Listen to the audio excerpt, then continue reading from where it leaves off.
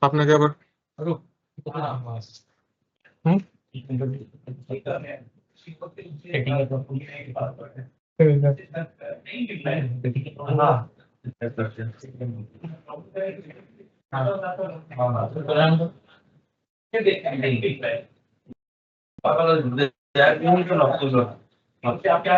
Sorry for the technical glitch. Sir, you are live. You please share your content. I'll restart all over again. Okay. No, you can start from where Start you from have where I ended. am.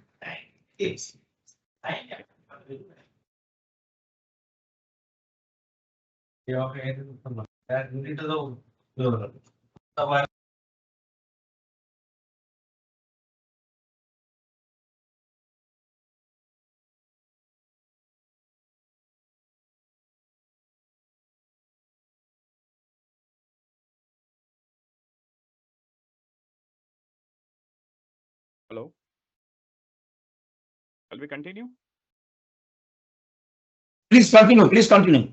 Yeah. So typically we were talking about value creation as I delved upon it, and the typical battles which we all fight and live in our day-to-day work is with monies and with relations. Okay, and we with our intelligence want to prove everything. Okay, so we use scientific techniques, mathematical techniques, chart techniques, statistical techniques to arrive at certain meaningful decision for buy or sell or invest or disinvest. Okay, but as you evolve, I was referring to sow an information, we reap a knowledge. Okay, sow a knowledge, you reap a action. Okay, as a finance guy, you start acting on how to create more money and more wealth. Knowledge, when practically implemented multiple times, it becomes financial intelligence. When it implemented in arts, it becomes artistic intelligence. When it's implemented in music, it becomes musical intelligence. So each transaction of a person scientifically and creatively enriches and adds values to his work, and there he becomes practically intelligent. Okay, theoretics is one. He studies in college, he studies in masters and doctors. But then in the market, when he does this religiously, as a cook also, he becomes a master chef. So from information, he gathers knowledge. From knowledge, he creates practical work. From work, he becomes repetitively, practically better expert worker or expert financial analyst.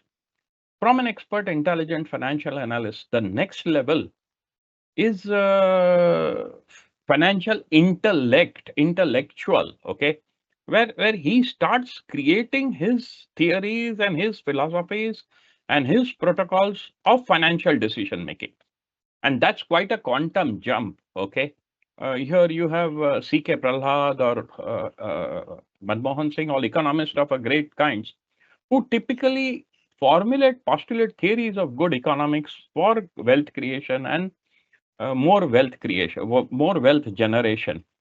And from an intellectual, the next level of quantum jump of human practice is intuition. You start predicting the future, you start predicting the market, you start predicting the stock, you start predicting the commodity based on its supply, demand, the future next 5 to 7 years, how it will pan out. And that's where your maturity comes. And one level of intuition, when mature further, goes back to the cycle of information, then again knowledge, then work into practical knowledge, then intelligence, then intellectual, and then again intuition. So this cycle from information to intuition is iterative and enriching and practically sort of more and more higher peaks of knowledge we scale. So with science and tools and techniques and statistics and mathematical formulas, we prove certain decision. But as we get mature and expert and intellectual, it works intuitively. Okay. And that's where your mastery or the sixth sense, we say, you start working. And when you are working, the pleasure of searching, researching, and discovering the price discovery is an experience of learning everything, the keeping the child in you alive. When we are discovering the price, when we are discovering the product, when we are discovering the capital market, when we are discovering a company, when we are discovering its market potential and its value additions, this is the feeling of a child, and you get excited and you feel happy and you learn in the process. And in that process, you start loving the stock, or you start loving the markets, or you start loving your business. And that's where you always remain young in business. What I say, lock your mind at 12, lock your heart at 16. Age is just a number. And same thing with stocks, you buy, you sell, but enjoy the trading experience, enjoy the business of whatever you do.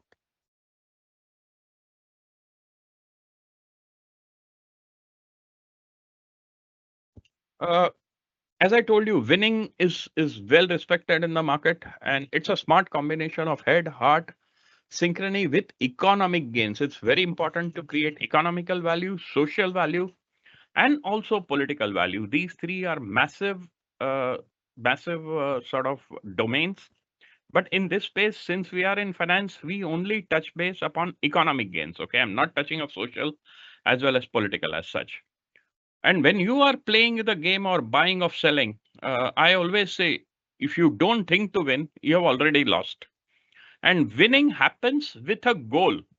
Okay, in a financial planning, in a financial decision making, or in a financial sort of day-to-day, weekly, monthly, quarterly, half yearly, annually, 3 yearly, 5 yearly, keep your economic goals and financial goals neatly and clearly defined. You might win some, you might lose some, but without goal, we are playing a football which is goalless and which fatigues us. Okay. So always keep a goal, and thinking of winning is very important with correlation to goal. And in our Vedic science, we say goal is lakshya. Okay, lakshya is where you focus, where you concentrate, where you guide your energies of decision making, your intelligence, your creativity, your emotions. And from lakshya, you become lakpati. The word is millionaire or lakpati, lakh, wo zamane mein lakh hua karta tha, kotanipati. So the word lakpati is coming from the word our focus. And focus could be, on the goal, on the product, on the service, on the stock, on the market, all these things, on the costing, on the finance side, on the accounting side, on the taxation side, on the international market side. There are 10, 15, 20 goals we constantly measure, monitor, improve, and improvise. And you do your best, God will do the rest. There is some force beyond you and me which makes us win and makes us feel. But your personal commitment should be to win the decision making game which we are playing. Okay. There is a master plan in which you are part of the master plan, and you have to make that plan better. That's your karmic connection and your karmic contribution to that stock or that service, what we are doing as a cost accountant, as a financial accountant, as a business accountant, as a tax accountant. We all have to do our job with diligent goal setting as well as good amount of knowledge and intelligence. In our Vedic Shastra, again, Purushartha to Paramartha. This is a journey. Okay, Purush is action. You do your action. And once your action is done, there is a divine action which market also plays with you. Some you win, some you lose, but that market direction will be done and the success and victory will follow, provided we adhere to these 4 tenets of our work actions. Do the work with virtuousness, rituousness, and honesty and integrity while making a decision or giving an advice to our clients also. If you are not confident, if you have doubts, if you have certain assumptions or knowledge which might not be helping the client to make good decisions, politely and curtly share that intelligence with him. And once you become partner of good and bad information sharing, the over a period of time, the trust develops and you become a confident advisor to that client. By following good dharma, the good way to do what we want, you create good artha. Artha is economic sense. Okay. And artha is also meaningful relation. Artha has 2 meanings in Sanskrit. So the meaningful transaction or a purposeful transactions or a healthy transactions is core to our work. If we do meaningless transaction or if we don't have meaning in our transaction, it becomes a drudgery. Okay. So meaningful and economically rich transactions helps us to create good desires and good growth plans for our stocks and for our family and for our partners. And once you achieve certain level of growth in your partner, in your money, in your relations, there is a point to quit and move ahead in life. Okay. You don't get stuck with that same transaction. And that we say is mukti to moksha. And this cycle we keep on repeating day in and day out. Okay. Whenever you are in market, I've never feared any of the big stocks, including Tesla or Reliance or you name the biggest name. Okay. Because there is another psychological story, which I say it's not always the mightiest and the strongest win the market. It's the best who thinks who can win. Okay, so thinking is individualistic. Whenever you are playing in a stock or the mutual fund, if you don't have plan to win, you will be losing to market forces. And there is one bad word many times we use today. America is using, I guess, financial gundagiri. Financial abuse. Okay, you have to protect your investment and your partners from financial misuse, abuse, and wrong use. This is very crucial, and this is your personal decision whenever we are playing the investment game. And lastly, there is no one person who has not tasted the failure in any market, stock market. I've lost my fortunes from X to zero. But then whenever you lose, I always say, please learn a lesson. And then don't let, and sometimes you win very handsomely also through your intuition and your investment mathematics and algorithms and whatever rules you apply. Let that success and victory not go to your head also. Any questions, sir, at this point of time? 2 minutes pause or friends? Sir, because ultimately at the end of the day, from the chat box, a lot of questions may come that we'll discuss. Okay, so you can send me that. So I will continue. Please carry on. Okay. Now coming to the markets, okay, and the iceberg principle, what I use, okay, in my analogy of understanding of any business is that what you see in the market is only 10%, okay. What is real is something more profound and more deep and more broader and more difficult to understand. That's we call iceberg principle. So Titanic is a good story which we have seen, where the whole ship crashed because one iceberg was not properly visualized by manually that ship person, and the Titanic sunk. Now, trace that analogy back to human mind and human emotions, okay? We all work day in and day out. We put our energies to transform things, okay? Ensure that you don't get free lunches or don't ask anything free. Put your effort for winning the deal or investing in the deal, and then wait for your time for that return to come. Second is all efforts, what I say, never go vain. It is just seeding your seed. It might fructify in 3 months, 6 months, 9 months. And that's where I call financial planning that you sow seeds with a quarterly return, an annual return, a 5-yearly return. And that's financial planning, which many of us fail to do, that we want quick returns every time. Mangoes take time to grow, sir, and they give you good values. This is another one which I talk from Bhagavad Gita. Everything is investment, sir. Everything is investment. Nothing is waste. You are sowing seeds. In the seeds of failure, 1 or 2 seeds will fructify and cover up all your failures and make you bountifully rich. So keep investing, keep sowing, keep learning. Sooner or later, when the time comes, when the nature supports, the fructification will happen. Don't lose faith. Very important word. Many times we start losing faith and we doubt our markets, we doubt our mathematics, we doubt our logic. That's a very subtle area of emotional intelligence. But in Vedas, there is one beautiful word we say, Shraddhavana labate gnan. Without faith, you don't get knowledge. Now, translating this human iceberg principle into a sort of a pyramid, truth, asatoma, sadgamaya. We all want truths in our lives.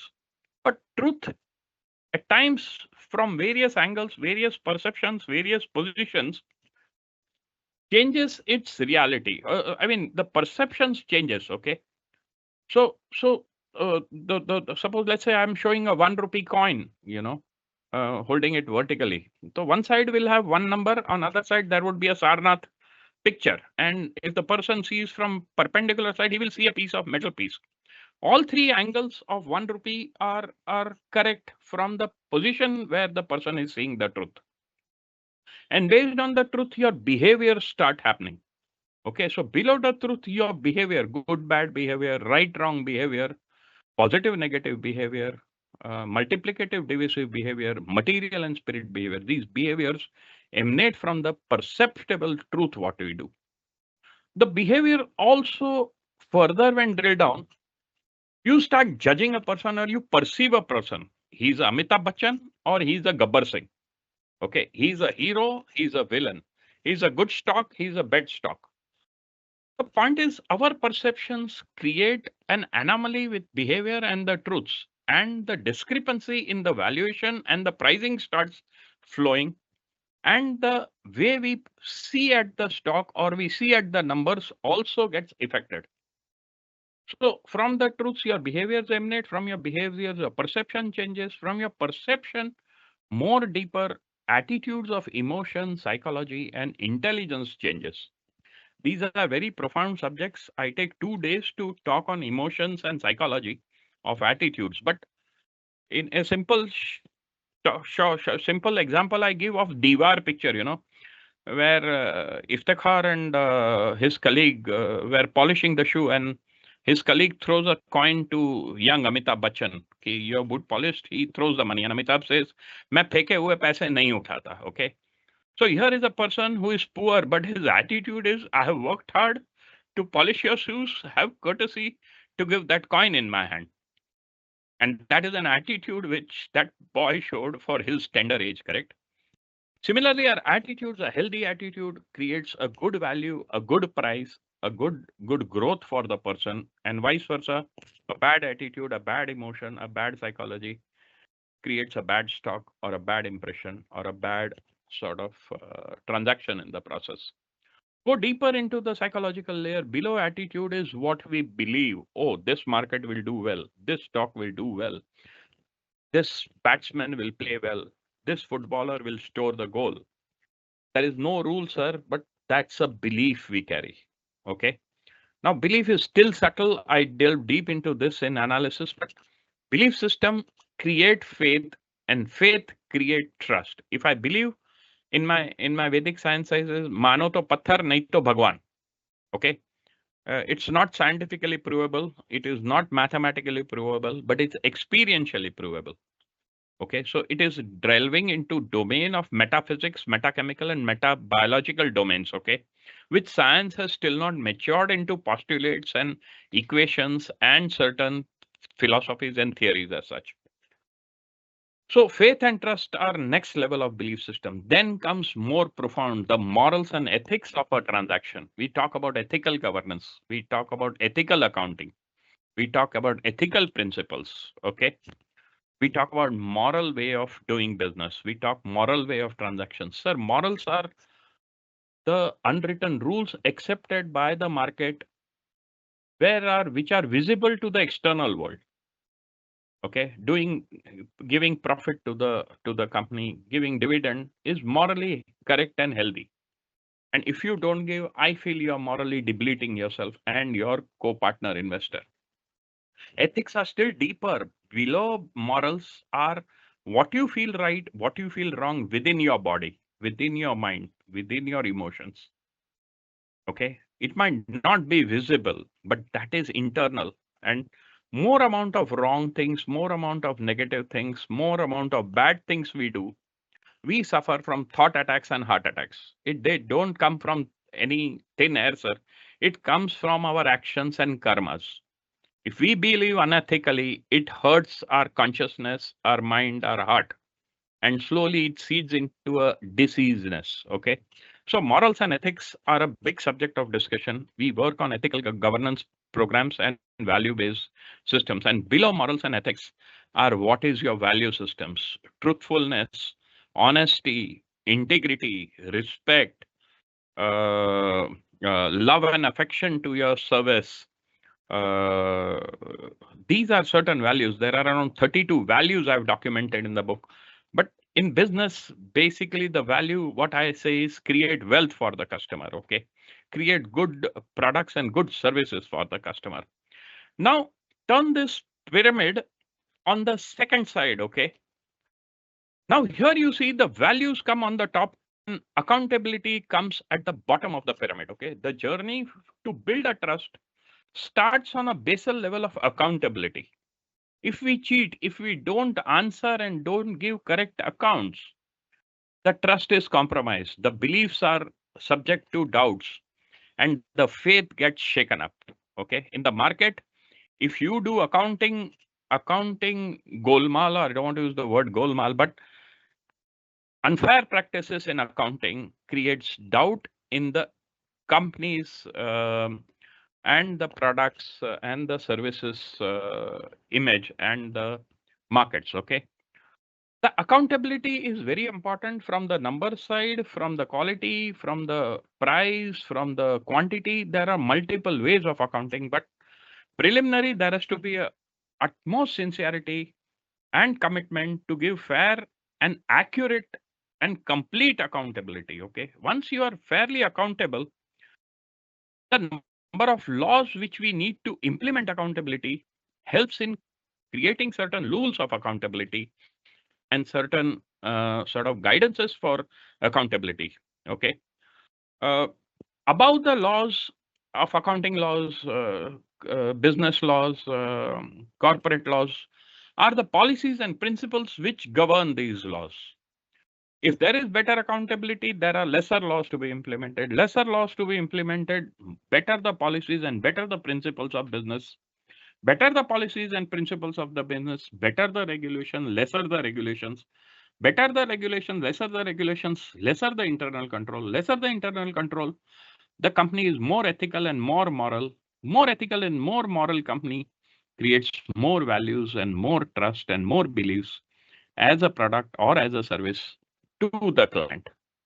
Now you look at these two slides, these are reverse. It starts with truths and value systems, and then value systems further gets recoded back from values to accountability. So these two are my researched intellectual property where I say values don't come from thin air. It comes from your basic accountability, costing, financial accounting, tax accounting. All these become sacrosanct for creating a good capital value for your company. Coming back to the mind portion of it, it is 12 o'clock, sir. How I have got up to 12:30 if I'm correct. Hello? Yes, sir. Yes, sir. Any questions or something, or I continue? Yes, sir. Please continue, sir. Okay. So the word we say mana ushya. Okay. So such a huge language of values, accounting. Animals do have its levels of ethics and their accountability standards. Okay. Maybe humans have slightly evolved and slightly more. But animals also have their accounting rules and regulations as such. Okay, nature has its own rules and regulations. But human being has grown above these animal kingdom with a faculty called mind, mana ushya. Okay, and mind is more like a charioteer of our five senses of touch, taste, smell, feel, and hear. Okay, so a good mind gets created with good listening, good seeing, good tasting, good smelling, and good feeling. And a bad mind creates by hearing bad things, seeing bad things, tasting bad things, smelling bad things, and feeling bad things. So good and bad are in your control. Right mind, again, hear the right things, see the right things. We have choices, sir. Wrong things create wrong mindset. Right things create right mindsets. Good things creates good mindsets. Bad things create bad mindsets. Positive things creates positive mindsets. Negative things creates negative mindsets. Multiplicative things creates multiplicative mindsets. Divisive things creates divisive mindsets. Material thinking creates material mindsets. Spiritual thinking creates spiritual mindsets. So all this is our choice, daily choices. Okay. In terms of product, we smell the product, we see the product, we taste the product, we feel the product, and the feeling creates the value. A good feeling is very crucial for the success of a product or a service. Uh, Slightly deeper in the functionality or the design of mind. Okay, I go deeper here. Mind quotient, intellectual quotient. There's a book called Psychology of Money. Okay, where it's more profoundly dealing on the mind portion of it. But here I deal on mind as a instrument where it has certain features and functionalities. Okay, and these four functionalities are very crucial if you want to make your mind function better. Good thinking doesn't come from thin air, sir. Good thinking comes from your choice and from your way you understand your mind.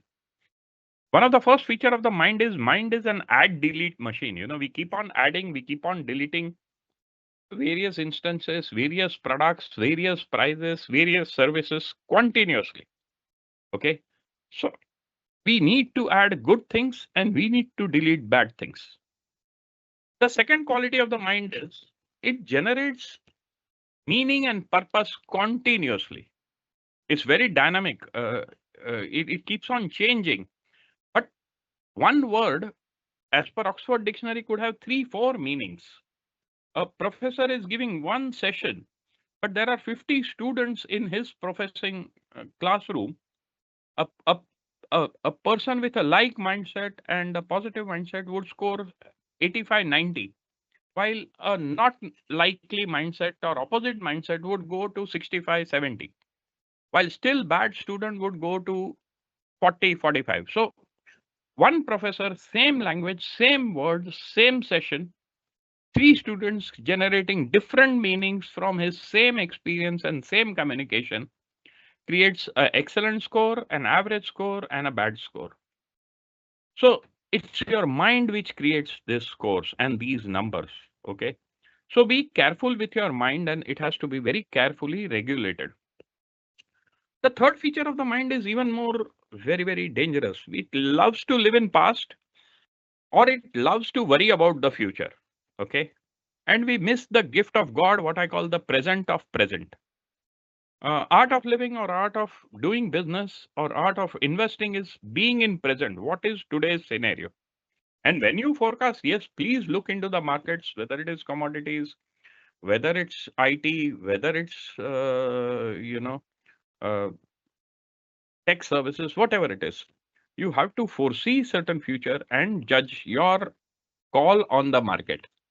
So ensure your mind does learn from the past, uses the present very effectively, efficiently, accountably, and then forecast its future properly, and in the process, continuously helps you to take good and right decisions. So the third quality of the mind is oscillating mind or going forward or flashing back or flashing forward mind. The last quality of mind is what we believe. Okay. This is another big statement. Again, I'm coming from that triangle. We believe I can make profit. Dhirubhai Ambani was illiterate, but he believed he can do business. Steve Jobs was again illiterate, but he believed he wanted to create the best product. And that belief system made these products, which are unbelievably very good in the market. And belief, again, is very difficult to decode. But in my workshops, I say it's like a one-legged table standing on a tilted position, and that belief gets converted into reality by adding your actionable and good research and good numbers and good logic and good statistics in every transaction and adding a leg to that one-legged belief.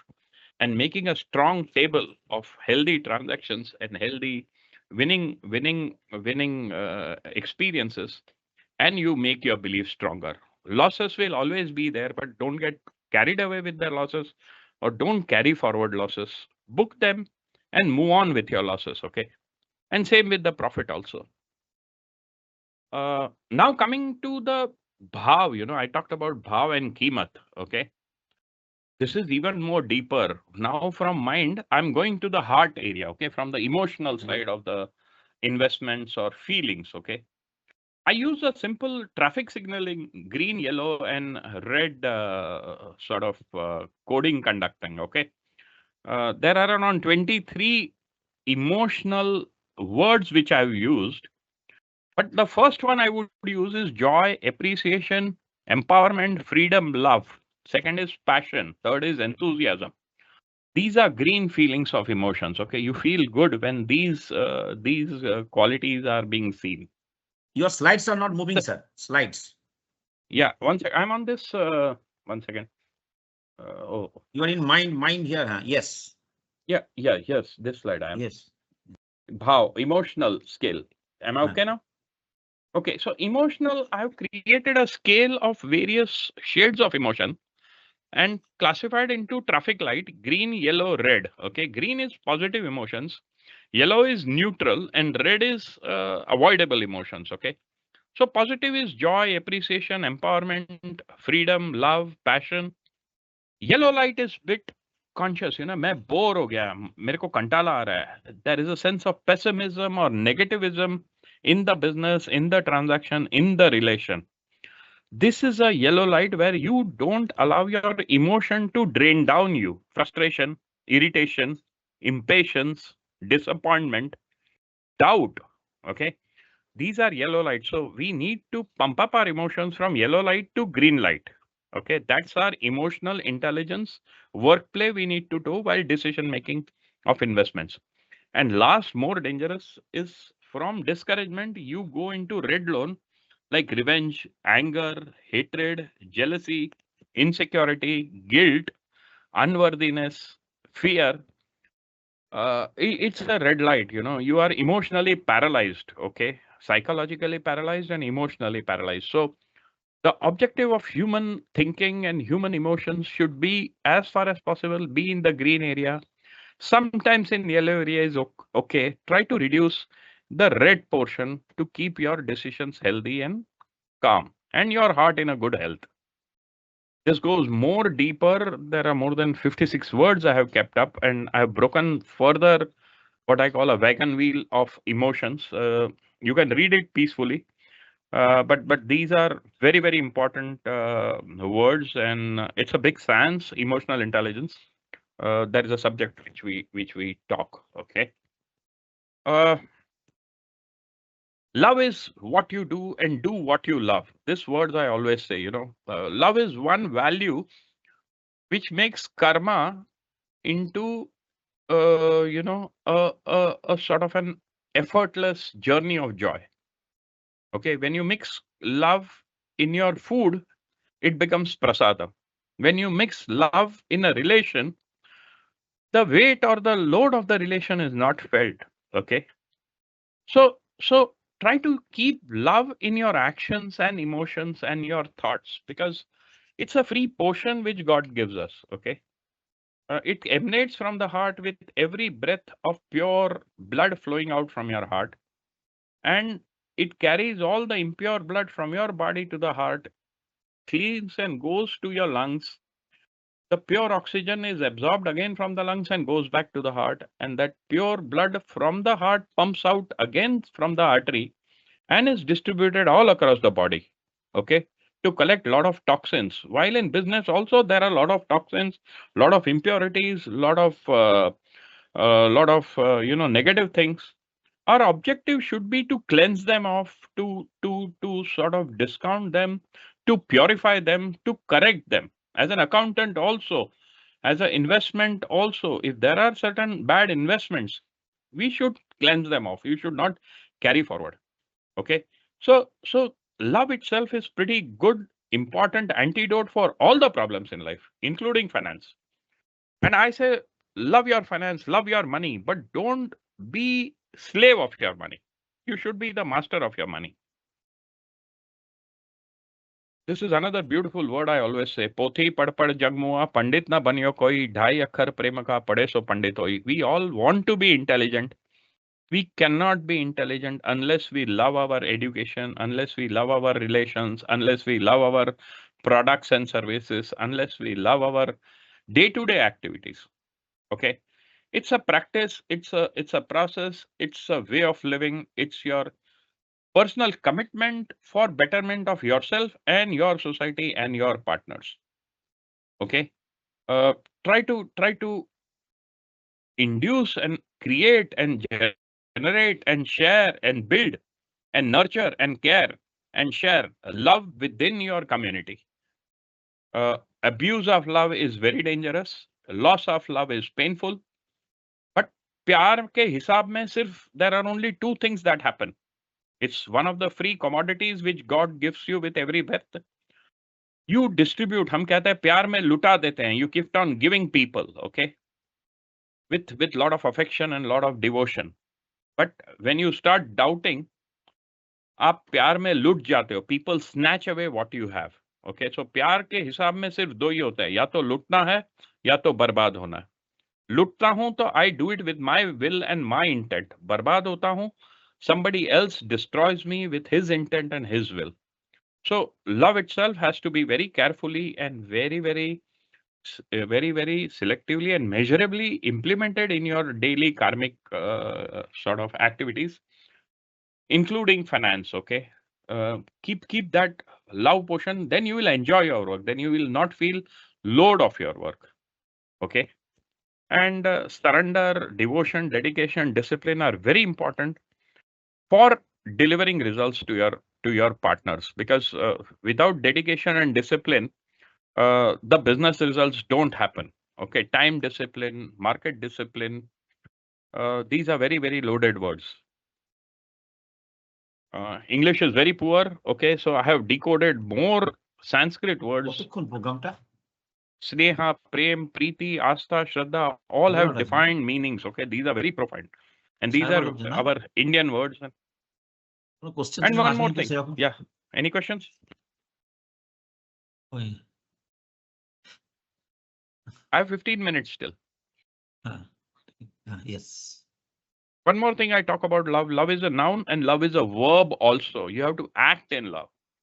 You can't only, say, I love you, I love you. You have to do your love to your work, to your business, to your partners. Okay. So that's what the power of love is. Be emotionally aware. Quality of life is quality of relationships. Okay. And good relationships happen with good economic health. Relationships do require a lot of economic muscle to make it richer and better. Okay. Poverty and daridrata is the word I use. Okay. Negativity do not help the relation. So you have to be very deeply invested in your financial, in your economical, and in your costing related transactions as such.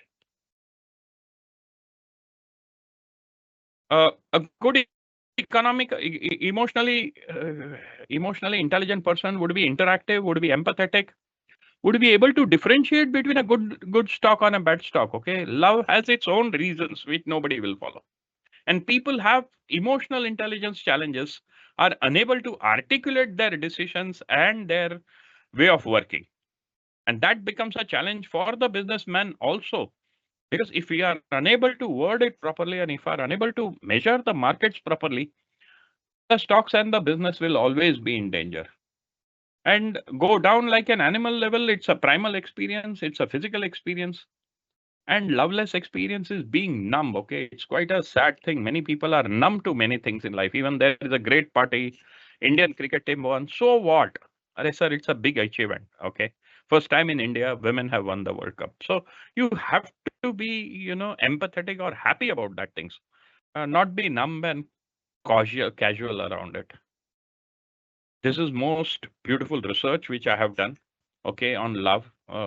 Unfortunately, Marketing people are using love for their business, and at times it has commercialized love, which I don't like. Okay. In an effort to sustain love, we tend to depend on mind motivated love rather than instinct motivated love. We fear that we will be abandoned in love, and hence we will lose the love making capacity. In overcoming his danger, we resort to mind engineered love, possessive love, political love, punitive love, and exchange of services love. Okay, never do these things in love. You don't possess love, you share love. You don't use politics in love or in stocks. I will use A against B. Never do that. It hurts both the partners. Never punish your love. Whenever there is a partner, whenever there is a family, wherever there is a forget and forgive. And last, don't trade love. Okay, it becomes a red light area. It's bad. It creates excitement, intensity, but slowly it strangulates and ultimately kills love. Okay, so it is instinct and it is not mind motive. It is selfless. And be very pure. It's the most purest and the best God gift. If you love your work, if you love your business, if you love your mathematics, mind you, you could become one of the excellent persons on this earth. Okay. A good emotionally intelligent person is a strong necessity of the day, where we have become quite number oriented and quite mind driven. I prefer or I recommend that use your heart also with fair amount of balance.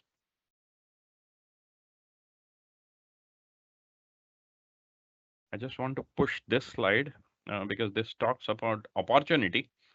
Uh, don't think of a bondage as a burden. Okay, idle mind is devil's workshop.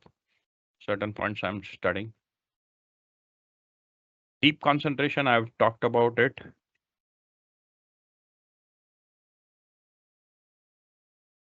Sorry, it's repeat. This one I went through from information to knowledge, use your logic, reasoning, from knowledge to wisdom and intelligence, from wisdom and intelligence to intellect, intellect to clarity and intuition, and then next level of information. So this is a research on our knowledge base, what we do, convert from various filters, like milk gets converted into, malai, malai gets converted into paneer, paneer to cheese, butter. That's the way.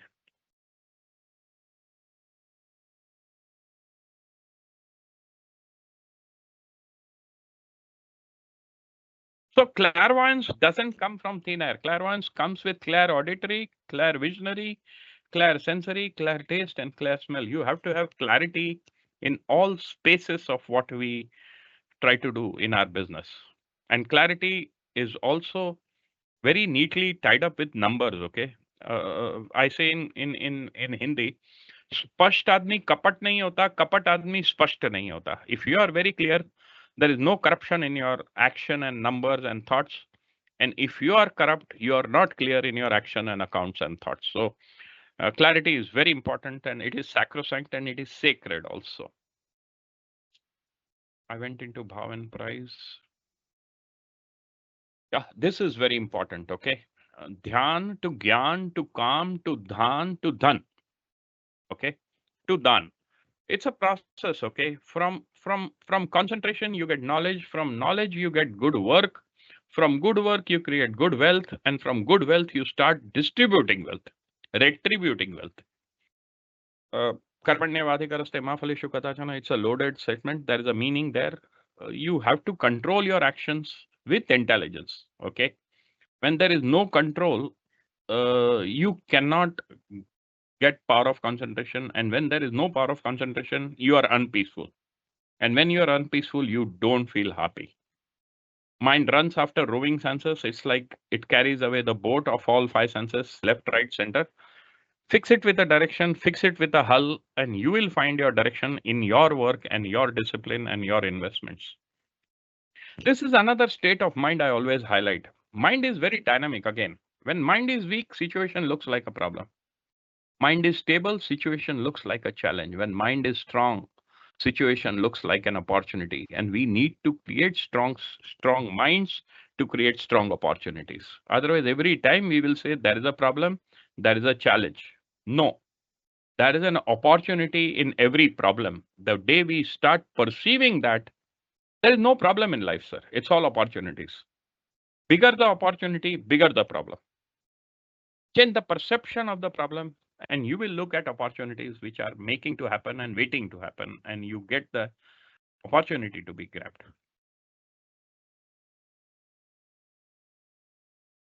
Sometimes we create our own blocks from your mind and emotions, okay? Ichha Shakti and Bhav Shakti, I just touch base upon. That's it. That was the last slide. Thoughts flower, loves blossom. Enjoy the nature. It's simple, good maths. It's good to be, it's good, it's God. Who gives is God, okay? To all my teachers who have given me good thoughts, I bow them. And personal thanks to ICMI for giving this opportunity to present my thoughts on emotions as well as intellect as well as value in the price derivation of capital markets. I'll give the slide to Rupda after this call. Thank you, sir. 12:23. I have 5 minutes, 7 minutes. Yeah. Thank you, sir, for an insightful and thought-provoking presentation. I'm sure participants will have some questions. We'll now commence the Q&A.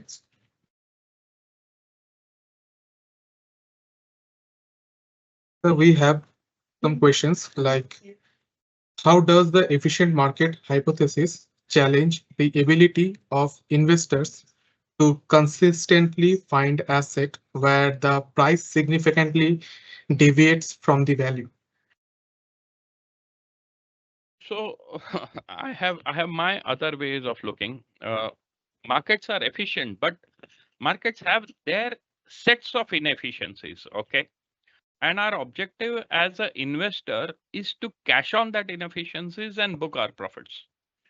The value and the price keeps on changing in the market, but a simple example I give is of online and the real market. Okay, today we are going in online trading. Everything from fish to soaps to shirts we are getting online. Nothing bad in online model. Okay, nothing bad in online model, but I recommend use hybrid model. Okay, go online, get your brand, get your price, get your product defined, and then go out in the market and double check with that same brand, same price, and same product equivalent. And there you will find the price difference and the value difference by physically going into market.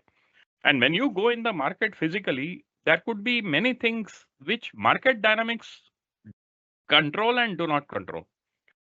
Let's say you are in a vegetable market, and today morning I was there. You see a supply of vegetable A bountiful, but vegetable B slightly less, and vegetable C extremely less. The prices of A, B, and C keep on changing with that supply and demand availability. Same thing about product. If a market A is pricing itself high, then you have to be conscious that there is a supply challenge for that product. It's nothing to do with value, and there could be 10 reasons. This is very elementary reason I'm giving, that do a dipstick testing in real markets also. Today we are in stock markets, correct? How do I see the market of telecom? How do I see the market of roads and infrastructure? How do I see the market of airlines? Very difficult to common man to understand these businesses on a day in and a day out basis. But then he has to judge, he has to see the growth, he has to see the competition, he has to scan the industry numbers as well as the profit equity stocks as well as the various ratios, and then take a decision on that stock. So there is mathematics and there is business rules which we need to test on both the fronts. So there's a next question. From a value investing perspective, how does an investor use the discrepancy between market price and intrinsic value to generate returns? Quite a nebulous and quite a simple question, but not easy to answer personally. I will give you my example. Okay, I come from a startup industry and I'm 61-year-old person, and I started deep tech startup at the age of 45.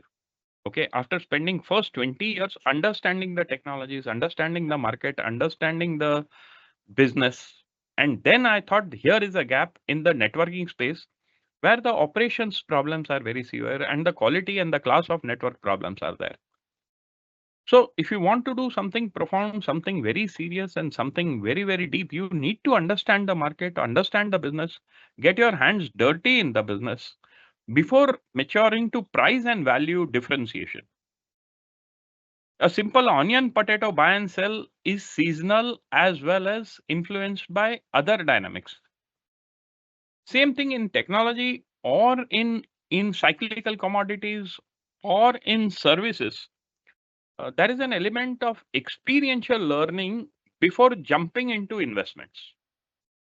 And practically, it might not be possible to go through 10 business individually based on your education and based on your expertise. But a commonsensical approach and the market driven approach and the dipstick testing going in the market approach, collaboratively, when we integrate, we will be able to differentiate and derive that extra value from that price and book our profits.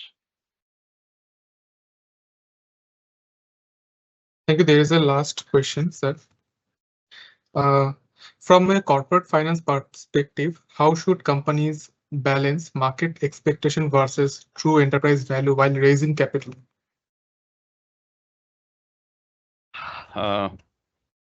Tactically difficult question and a good question, honestly. But here comes a cultural and a global shift in ethical values of corporate taxation and shareholder value, which I have seen in my investment pattern from the age of 23 when I did the first investment. Today, at 40 years down the line, my investments are there, and market has shifted quite a bit from 90s to today 25. Okay, just a example. I will a simple example that in 70s, 80s, 90s, when India was growing, the promoters ensure the investors get good returns in form of bonus, in form of dividends, in form of rights issue. Okay, that was the intent of the promoter, and they used to deliver. Come 2008, 2009, the crash of US markets of subprime crisis and Western business rules being implemented by Indian businessmen with likes of Apple, likes of Hathaway, Berkshire, and IBM. These companies create an enterprise value but do not give fair and friendly return to their investors, and they only benchmark with a fixed investment returns plus a marginal differential, due to which the corporates have grown phenomenally, but the investor community is not getting fair and friendly return, to a point where in Tata Motors, few shareholders shouted that you are not giving us dividends. Tata is one of the top brands in our country. I wouldn't like to name them. But the whole ethos of giving back to the shareholders and putting part for growth has changed phenomenally to investing more on growth and giving less to investor returns. And this is a time shift which might not be good for the capital markets. That's my opinion. And that's one of the reasons where I see gold prices and silver prices going very high and very huge returns due to political and economical compromises which politics and businessmen are doing on common investor. No analyst in 30 television channels have ever advised that you buy gold in last 2 to 3 years. No analyst. Why? I don't know. I'm not against mutual fund. I'm not against stocks. I'm not against, insurance. But gentlemen, please be honest and ethical to your business. Gold has shot up phenomenally in last 4 or 5 years. Now they are telling, oh, banks are purchasing gold, but common man has lost a big opportunity from 20-30,000 per ounce last year or 10 years back. Today it is 1,20,000. 20%. One commodity. I'm giving one example. I mean. Thank you, sir. As we draw towards the close, I convey our appreciation to the speaker for the expertise and all the participants for the engagement. In closing, I invite CMA Chittaranjan Chattopadhyay, sir, Chairman of BFSI Board, to deliver the vote of thanks. Sir, over to you. Thank you, CMA Roop. You have very nicely, you have actually covered, anchored the program. And I'm really very much, I feeling it's an amazing, experience when Mr. Bhatt was delving on the various philosophical way of thought process to correlate between price and value in the capital market using a mnemonic method by expanding. I think if we expand every letter of the price and value, I think that should also represent a key concept relevant to market analysis and investment decision-making process. I was just wondering that whether we can think in this way to understand the correlation of price and value. Of course, the ancient Indian, Kautilya, everything you have drawn, and not only that, an excellent this particular slide. I am really very much thankful to you that you have given a excellent presentations on the Manusha. There is, that reason with mind, that first you have kept the mind, then hear, then sight, then taste, then smell, then feel. So you have put all this, I must say this is a quality. It's a state of mind, state of a person who will be delving in the capital market. He's not, his behavior, his other things also depending upon the various factors like this. But if you go about the price, that I was thinking like that. This has been discussed by you also. Why can't we think to make it more see? Because whatever comments you have made in your personal capacity, Mr. Bhatt, maybe there may be the divergent opinion also. But of course, this P of the price stands for your perceptions. Yep. The market price of security largely reflects investor perception, sentiment, and expectations at any moment. So you have already delved on these issues in a very broad way in your philosophical style of, and ancient, rather I should say that the whole you have brought the various references of our traditional way of thinking and our India, which was supposed to be the one of the very, very Prosperous. the ancient culture we are having.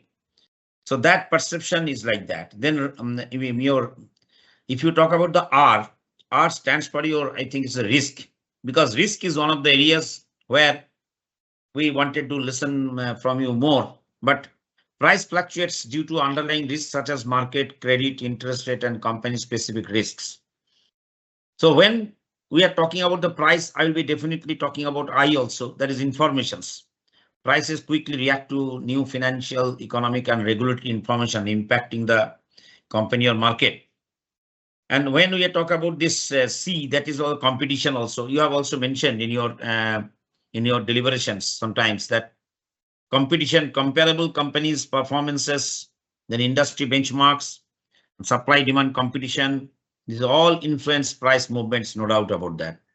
And then the last E, that's economic conditions, macro factors like inflation, GDP growth, then monetary policy, they have also got the significant effects on the behavior of price.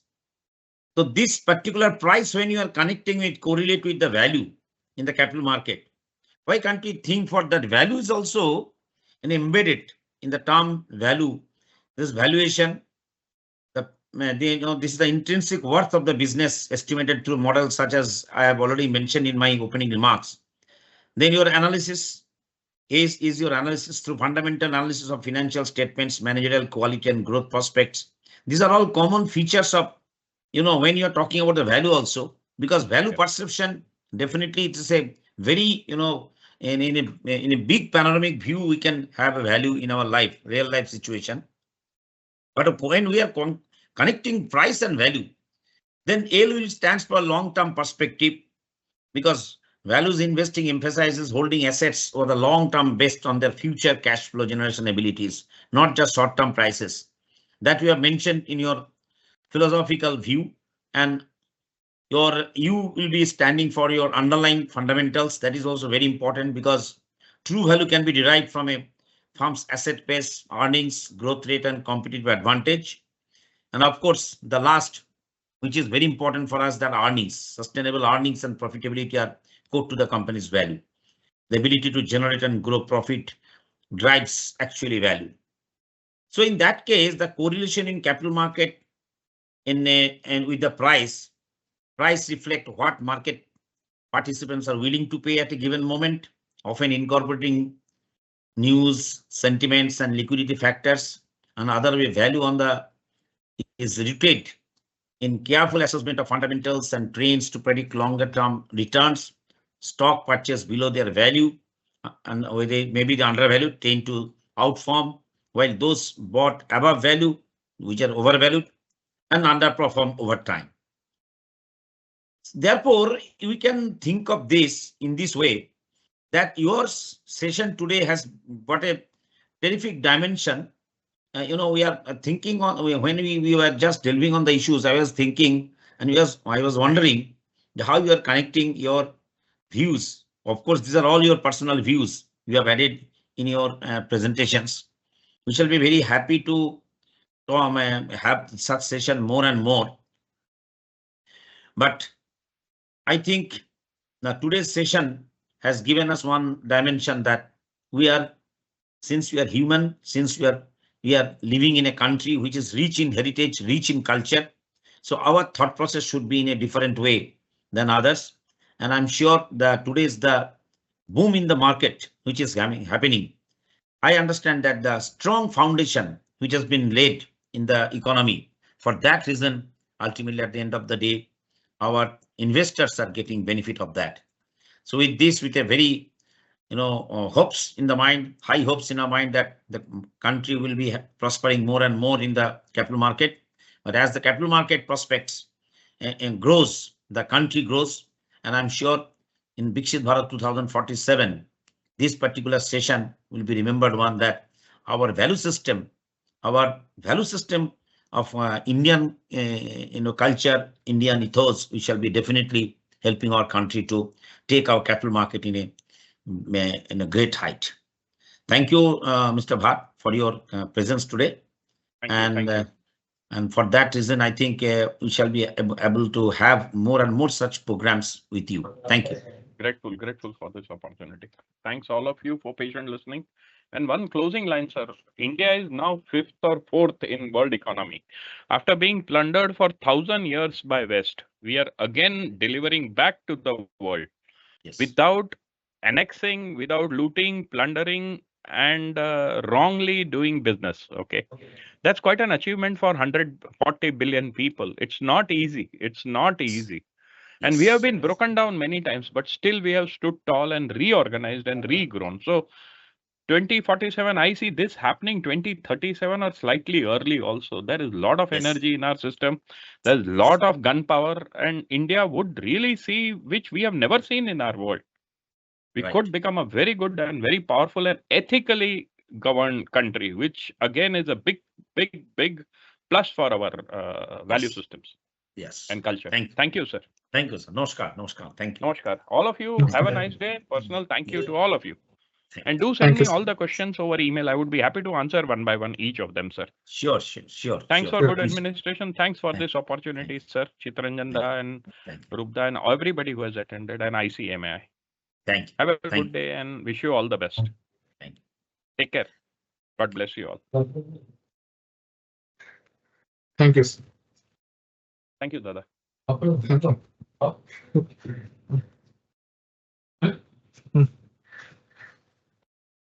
Thank you, everyone. Okay. Yeah. Thank you, everyone. Yeah. Thank you. Thank you.